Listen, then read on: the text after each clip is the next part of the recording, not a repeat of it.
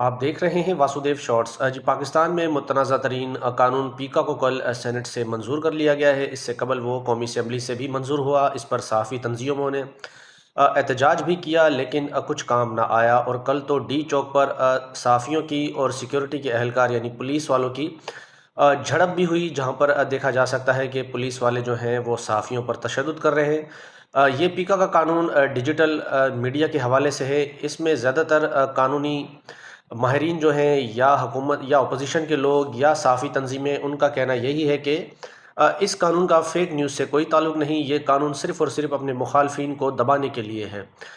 اس پر صحافی نسیم صدیقی صاحب کہتے ہیں کہ صحافی تنظیموں کو اسٹینڈ لینا پڑے گا، گڈ کوپ اور بیڈ کوپ والی پالیسی کو چھوڑنا پڑے گا، اور اگر صحافی تنظیم سیریس ہے تو فی الفور انہیں جو قومی اسمبلی کی کارروائی ہوتی ہیں اور سینٹ کی، ان کا بائیکاٹ کرنا پڑے گا۔ ان کی پریس کانفرنس جو ہوتی ہیں حکومتی لوگوں کی، اس کا بھی بائیکاٹ کرنا پڑے گا۔ جس طرح تحریک انصاف کے زمانے میں یہ معاملہ جب آیا تو کس شدت سے جو ہے وہ کہتے ہیں کہ ہم صحافیوں نے احتجاج کیا، تو وہی والی پالیسی اپنانی ہوگی۔ اور اس کے علاوہ یہ کورٹ رپورٹر ہیں ثاقب بشیر صاحب، انہوں نے کہا پیکا ترمیمی ایکٹ پر پاکستان پیپلز پارٹی کی مناقفت بھی مثالی ہے۔ وہ سمجھتے ہیں کہ لوگ معصوم ہیں۔ پاکستان پیپلز پارٹی نے قومی اسمبلی ہو یا سینٹ دونوں میں اس قانون کو جو ہے وہ ووٹ کیا ہے، لیکن باہر آ کر شیری رحمان صاحبہ کہتی ہیں کہ ہم اس قانون کے خلاف ہیں اور ہم صحافی تنظیموں کے ساتھ کھڑے ہیں۔